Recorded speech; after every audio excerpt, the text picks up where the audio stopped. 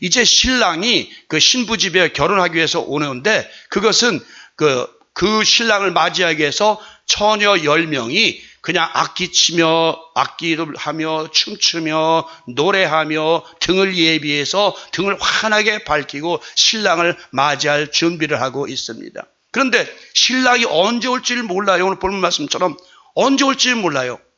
그런 이유로 해서 주로 신랑은 어두운 밤중이나 아직 해가 뜨지 않은 새벽 시간에 기습적으로 신부 집을 찾아들곤 하였던 것입니다.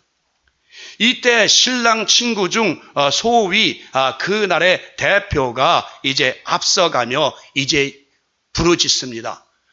신랑이 오고 있어, 나와 맞으시오 라고 외치게 됩니다. 이렇게 하여 신부의 집을 찾은 신랑이 정해진 예식을 마친 후에 신부를 데리고 또 결혼잔치가 열리는 자기 집으로 나서게 되면 신랑 집 가는 길에는 대행렬이 뒤따르게 되어 있었습니다. 이때 결혼잔치에 초대받은 사람들은 이 행렬에 함께 동참하여 결혼잔치가 배설된 그 신랑 집으로 함께 가게 되는 것입니다. 그런데 이때 본문의 그 말씀대로 등이나 기름을 미리 준비해 두지 않으면 이 행렬에 끼지도 못할 뿐더러 신랑 집에 들어갈 수도 없습니다. 그리고 신랑 신부가 도착하여 잔치집 대문을 닫은 이후에는 신랑 신부의 안전과 잔치의 흥취를 깨지 않기 위해 안에서 대문을 닫아 걸고 아무도 들여보내지 않았다고 합니다. 그래서 한 번 닫히면 다시는 열어주지 않는다는 말씀이 이 본문 말씀에 있는 것입니다. 이렇게 해서 배설된 결혼잔치는 일주일 동안 계속되었습니다. 여러분들이 잘 아시는 요한복음 그 2장의 가나안 혼인 예식도 이와 같이 일주일 동안 계속 하다 보니까 포도주가 그만 떨어지고 말았던 것입니다. 이 일주일 동안 신랑 신부 친구들은 이 새로 태어난 부부를 마치 왕과 왕비처럼 대해주며 평생에 잊지 못할 뜻깊은 한 주일로 만들어 주게 되었던 것입니다. 바로 이것이 유대인의 결혼 예식이었습니다. 얼마나 멋있습니까? 오늘 나도 어떻습니까? 그래서 30분, 40분 후떡 그냥 하나 고서 그냥 신랑 신부도 신혼여행 탁 떠나버리면 그거로 그만 아닙니까? 그 옛날은 그렇지 않았습니다. 유대인들은 신랑 집에서 예식 또 보통 1시간, 2시간 한 후에 다시 긴 행렬과 함께 이제 신랑 집으로 가서 일주일 동안 계속해서 먹고 마시면서 잔치를 하면서 그 일주일 동안 신랑 신부를 즐겁게 해준 그 결혼식을 지금 예수님은 그 결혼식을 비유로 들어서 천국은 마치 이런 것이다라고 지금 말씀하고 있는 것입니다. 영적으로 말씀드리면 한편 본문에서 신랑은 여러분이 아시다시피 우리의 구속주이신 예수 그리스도이시며 신랑을 맞으러 나간 신부의 들놀이들은 처녀들은 과거로부터 현재까지 예수를 믿는 성도 전체를 가리킨다고 봐야 할 것입니다. 사도 바울은 정결한 처녀에 대하여 이렇게 기록하고 있습니다. 사도 바울은 이렇게 얘기를 합니다. 내가 너희를 정결한 처녀로 만들어서 예수께 중매한다고 말씀하십니다. 고린도후서 11장 2절에 보면 내가 하나님의 열심으로 너희를 위하여 열심을 내노니 내가 너희를 정결한 처녀로 한 남편인 그리스도께 드리려고 중매함이로다 라고 말씀하고 있습니다. 바로 복음으로 우리를 정결케 해서 예수 그리스도의 말씀으로 우리를 정결케 해서 깨끗한 처녀로 만들어서 처녀라는 건 무엇입니까? 흠도 없고 점도 없고 아직 깨끗한 남자를 경험하지 못한 그런 여자로 만들어서 어떤 우상의 어떤 미신, 어떤 영적인 그런 것도 범하지 않은 자로 만들어서 예수 그리스도에게 신부로 처녀로 드리려고 사도 바울은 복음을 계속 전한다는 말씀인 것입니다. 이와 같이 성경에서 처녀는 그리스도의 신부가 된 교회인 저와 여러분들을 말하고 있는 것입니다. 그러나 처녀라고 해서 다 그리스도의 신부들은 될 수가 없습니다. 오늘 본문에서는 이에 대하여 슬기로운 5 처녀와 미련한 5 처녀로 구분하고 있습니다.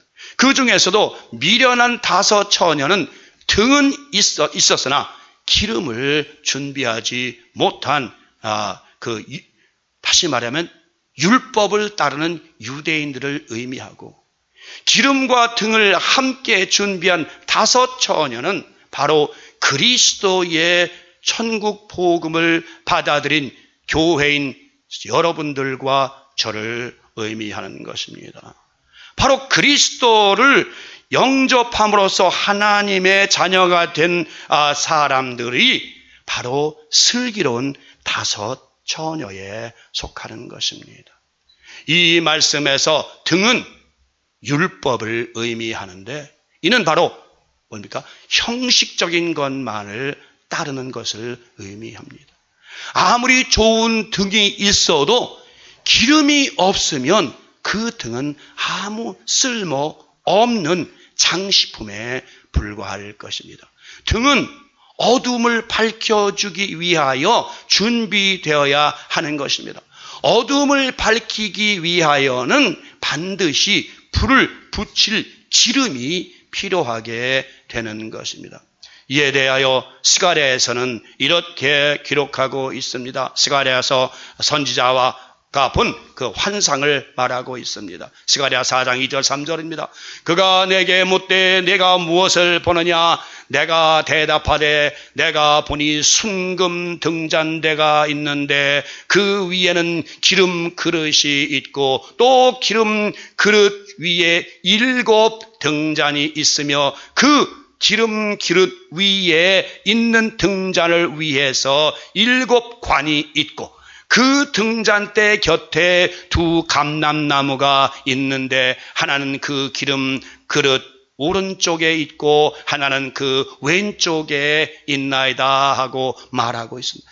이와 같이 반드시 등잔 곁에는 등잔에 기름을 흘려주는 기름관이 있어야 하는 것입니다. 그 옛날에는 그 기름이 올리브 그 기름이었다고 말합니다. 그러므로 등잔 곁에 올리브 나무가 있게 되는 것입니다. 물론 이는 상징입니다. 바로 기름은 성령님의 은혜를 의미하는 것입니다. 다시 말하면 성령님께서 우리 안에 없으면 어떠한 의로운 행위도 나타낼 수가 없다는 것입니다. 다시 말하면 율법만으로는 성도들의 옳은 행실을 나타낼 수가 없는 것입니다. 여러분 그 옛날 등잔을 아시는 분이 있는지 혹시 모르겠는데 그 시골에서 저는 그걸 써봤습니다. 어렸을 때 그 심지 이렇게 박아서 그 석유를 넣고 불을 붙이면 그 등잔 아주 불이 흐리죠. 그런데도 그 옛날에는 전기가 없을 때이기 때문에 그거 하나 가지고 그 밑에서 공부하고 그 밑에서 책 읽고 그 밑에서 모든 것을 했습니다. 이와 같이 등잔이 있을 땐 반드시 기름이 필요 있어야 불을 붙였던 것처럼 오늘날도 여러분이 성도의 형식은 갖췄으나 성도라고 부르긴 하나 여러분 안에 성령의 기름이 없으면, 하늘의 신선한 기름인 성령이 없으면 여러분은 진정한 성도라 할 수가 없는 것입니다. 시편 23편이 뭐라고 합니까? 내게 기름을 부으사, 내게 기름을 부으사, 내게 성령을 부으사 나로 하여금 영원 평생도록 아버지 집에 가게 하옵소서. 성령의 기름이 없는 자들은, 하늘의 성령의 은혜를 체험하고 경험하지 못하고 그 안에 들어가지 못한 자들은 하나님의 집에 들어가 거할 수가 없다는 것입니다. 유대인들에게는 모세로부터 율법을 받았습니다. 그들은 그것을 지키기 위해서 학교도 세우고 훈련도 하였습니다. 그러나 그 율법 안에는 영원한 생명이 없었던 것입니다. 다시 말하면 율법에 의해서는 절대로 잠들어 있는 영혼을 살려낼 수가 없다는 것입니다. 율법은 오로지 옳고 그름을 판단하는 도구에 불과할 뿐인 것입니다. 빛이 없는데 어찌 잠자는 영혼을 깨울 수가 있겠습니까? 다시 말씀을 드리지만 이 말씀에서 바로 슬기로운 5 처녀들은 바로 그리스도의 복음으로 말미암아 성령을 받아 세상의 빛을 발하는 참 그리스도인들을 의미하고, 미련한 5 처녀들은 율법만을 고집하며 그것만을 따르다가 마지막 날에 울며 후회하는 유대인들, 그를 따르는 추종자들을 말하는 것입니다.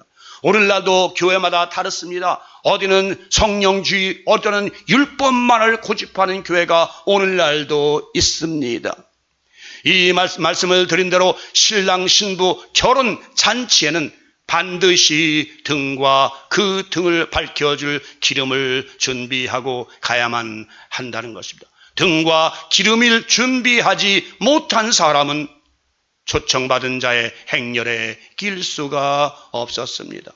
이는 바로 그리스도와 연합이 되어 한 몸을 이루기 위하여는 성령님의 도움이 없이는 될 수가 없다는 것입니다. 어두운 세상에 빛을 발하지 못하는 신앙은 죽은 신앙인 것입니다. 이는 신앙이라 할 수가 없는 것입니다. 등을 가진 사람들은 반드시 세상에 빛을 비추어야 하는 것입니다. 성도라 부름을 받은 사람들은, 예수 그리스도의 신부라 부름을 받은 사람은 반드시 세상의 어두운 세상에 그 아름다운 행위의 빛을 밝히 비춰야 되는 것입니다. 그러므로 우리 주님은 제자들에게 너희는 세상의 빛이라고 말씀하신 것입니다. 세상의 등이 아니요 빛이라고 말입니다. 마태복음 5장 14절 16절입니다. 너희는 세상의 빛이라. 산 위에 있는 동네가 숨겨지지 못할 것이요, 사람이 등불을 켜서 말 아래 두지 아니하고 등경 위에 두나니 이러므로 집안 모든 사람에게 비치느니라. 이같이 너희 빛이 사람 앞에 비치게 하여 그들로 너희 착한 행실을 보고 하늘에 계신 아버지께 영광을 돌리게 하라라고 말입니다. 이 말씀에서 산 위의 동네는 바로 재물과 명예가 있는 유대인들의 지도층을 의미하고 있습니다. 다시 말하면 우리 주님의 말씀 진리 안에서 너의 그 외식과 형식, 너의 지도층의 형식과 모든 것들이 진리 안에서 밝히 잘못된 것임을 밝혀질 것이란 말씀입니다. 말 아래 두지 아니하고 등경에 둔다는 것은 바로 자기의 착한 행위가 반드시 드러남으로 말미암아 하나님의 참 자녀임을 나타내 보여야 한다는 것입니다. 여러분, 우리 그리스도인이라면, 우리 그리스도인들이라면 반드시 빛이 나타나야 되는 것입니다. 어디 가서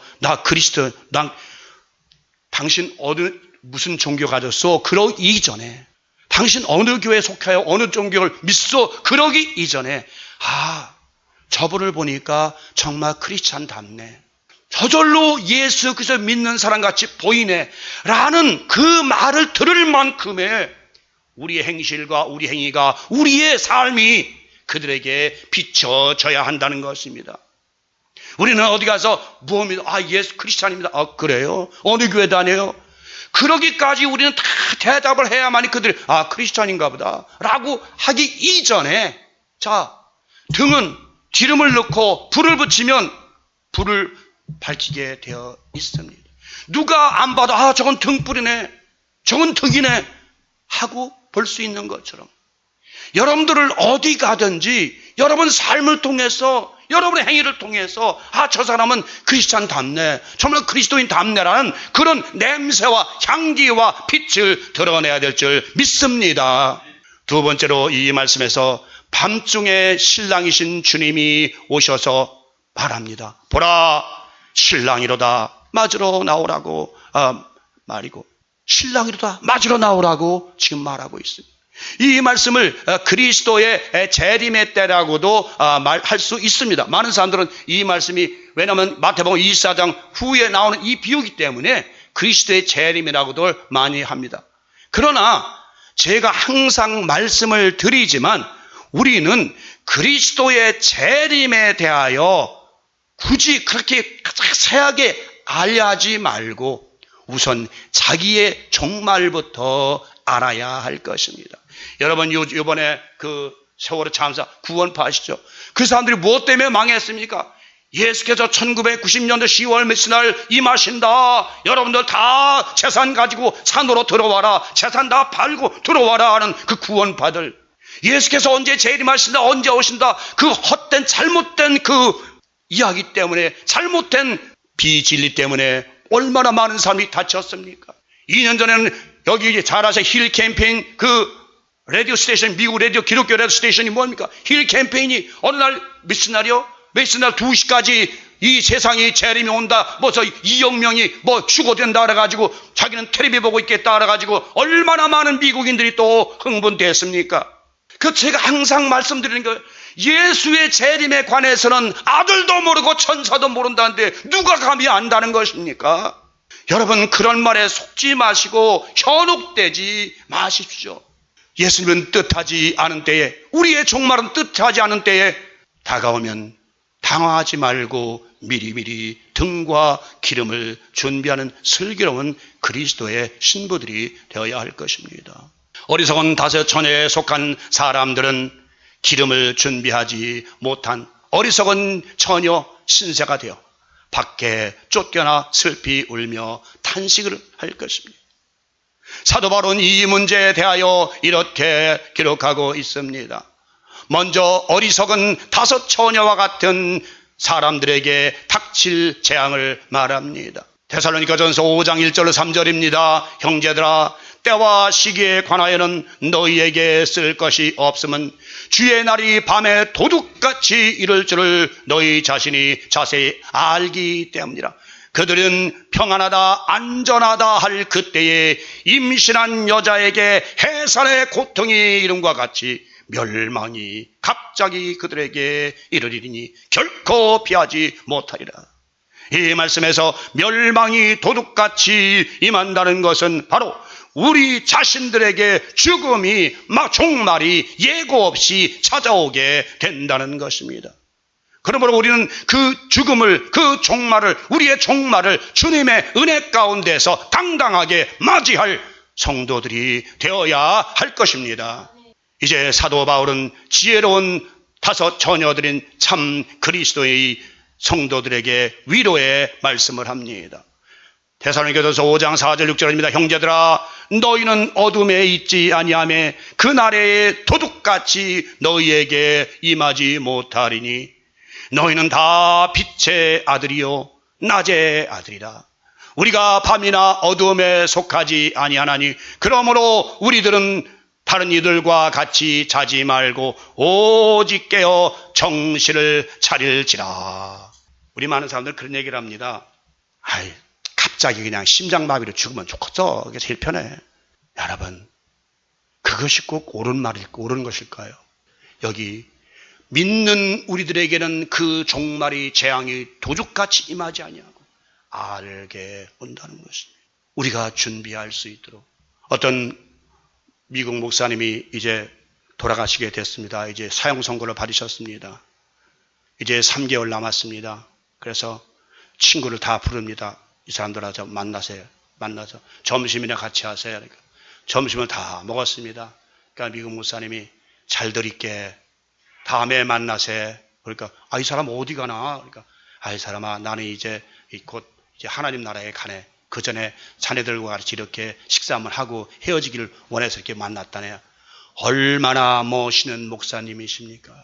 조금도 두려워하지 않고 조금도 걱정하지 않고 당당하게 그 마지막 자기에 대한 종말을 당당하게 맞이할 수 있는 그 목사님, 저는 그 목사님을 참으로 존경합니다.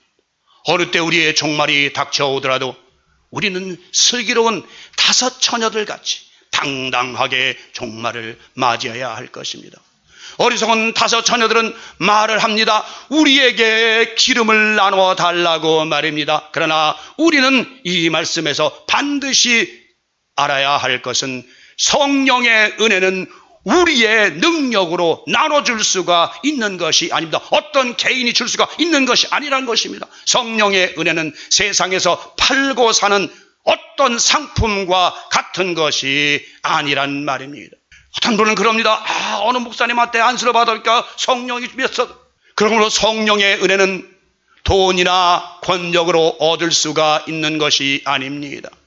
오직 성령의 은혜는 신랑이신 예수 그리스도를 영접한 자들만이 성령의 은혜 안으로 들어갈 수가 있는 것입니다. 대부분의 사람들은 죽기 직전에 예수를 시인만 하면 천국에 들어간다고 말합니다. 그러나 본문의 말씀대로 이제 종말이 다가왔습니다.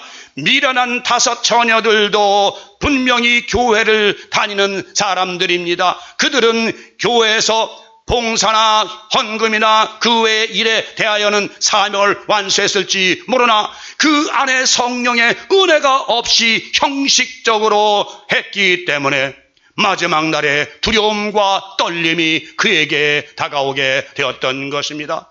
해산을 앞둔 여인이 두려워하는 것처럼 우리의 종말에 대하여 두려워한다면 아직 그들은 성령의 은혜 가운데로 들어가지 못한 사람들인 것입니다. 누구에게나 다가오는 죽음을 두려워하는 자들은 바로 등은 가졌으나 기름을 준비하지를 못한 어리석은 5 처녀의 부류에 드는 신자들인 것입니다. 마지막 날에 울며 불며 애걸하여도 한 번 문이 닫힌 후에는 다시는 그 구원의 문이 열려지지를 않는다는 것입니다. 우리의 인생에게는 분명한 때와 시기가 있습니다. 모든 피조물들과 같이 그 정한 시기가 있다는 것입니다. 인생은 누구나 태어날 때가 있는가 하면 반드시 죽을 때가 있습니다. 또한 씨앗을 뿌릴 때가 있는가 하면 그 뿌린 것을 반드시 거두어 드릴 때가 있습니다. 그것이 죽정이나 알공이든지 말입니다. 우리가 행한 선악간에 분명히 마지막 때에 거두어야 하는 것입니다. 또한 집과 건물을 세울 때가 있는가 하면 반드시 그것을 허물 때가 있습니다. 마찬가지로 우리의 명예와 부귀가 허물어질 때가 있다는 것입니다. 이와 같이 우리의 명예와 재물도 풍성할 때가 있는가 하면 그것이 독수리처럼 날아가 버릴 때가 있습니다. 그러므로 우리는 때로는 웃기도 하고 울기도 하는 것입니다. 다시 말하면 기쁠 때가 있는가 하면 슬플 때가 있다는 것입니다. 또한 우리는 사랑할 때가 있고 또 어떤 사람을 미워할 때가 있습니다. 마지막으로 전쟁할 때가 있고 평화로울 때가 있다는 것입니다. 이와 같이 우리의 인생에게는 이 땅에서 각자에게 정해놓은 때가 시기가 있다는 것입니다. 그런데 우리 인생들은 자기의 때와 시기를 모르고 천년 만년 살 것 같은 어리석은 처녀와 같이 영적으로 게으른 삶을 살고 있습니다. 분명한 것은 때와 시기를 알아야 한다는 것입니다. 하나님은 이에 대하여 예레미야 선지자에게 이렇게 기록하도록 하셨습니다. 예레미야서 8장 7절입니다. 잘 들으십시오. 공중의 학은 그 정한 시기를 알고 산비둘기와 제비와 두루미는 그들의 올 때를 지키거늘 내 백성은 여호와의 규례를 알지 못하도다. 모든 피조물 새들과 짐승들과 모든 걸 자기가 가고 오는 때와 시기를 알건만은 인생들만은 자기의 오고 가는 시기도 때도 자기의 종말 때도 자기가 지금 어떤 환경에 처했는지 어떤 시기에 처했는지 어떤 시간에 있는지도 알지 못하고 계속해서 천년만년 살 것처럼 누리고 있다는 것입니다. 인생들처럼 어리석은 피조물이 이 세상에 어디 있습니까? 자기의 때도 모르고 시기도 모르는 인생들입니다. 이제 말씀을 마칠까 합니다. 지금은 마땅히 자다가 깰 때입니다. 언제 우리 주님이 우리를 부르실지 알 수가 없습니다. 그러기에 여러분들과 저는 항상 깨어 근신하며 우리 주님 오시기를 간절히 바라는 성도들이 되어야 할 것입니다. 아름다운 신부가 애틋한 마음으로 신랑을 기다리는 것처럼 우리는 우리의 종말을 주님이 오심을 설레는 마음으로 맞이해야 할 것입니다. 아무도 우리 주님의 의로우신 심판을 피할 수가 없습니다. 선을 행한 자들은 생명의 부활로 나갈 것이며 악을 행한 자들은 영원한 심판의 부활로 나가 끝없는 멸망의 고통을 받아야 할 것입니다. 아직 구원의 문은 열려 있습니다. 아직 저 천국 문은 열려 있습니다. 여러분들을 기다리고 있습니다. 아직 우리에게는 그 문으로 들어갈 기회가, 때가, 시기가 남아 있습니다. 저 구원의 문이 닫히기 전에 등과 기름을 준비합시다. 항상 깨어 성령의 은혜 안에서 주님과 함께 동행하는 에녹과 같은 성도들이 되시기를 바랍니다. 에녹은 365년 동안 주님과 동행하다가 들림을 받았다고 하지 않습니까? 여러분도 이제 지금까지는 못했으나 이제부터라도 이 세상을 떠날 때까지 성령의 은혜 가운데서 늘 주님과 동행하면서 주님과 연합이 된 아름다운 신부로서 늘 주님과 동행하다가 에녹과 같이 들림을 받는, 에녹과 같이 천국으로 여행하는, 에녹과 같이 기쁨으로 하나님을 맞이하는 그런 아름다운 슬기로운 다섯천에 속한 아름다운 성도들이 되시기를 성부와 성자와 성령의 이름으로 간절히 축원을 드립니다.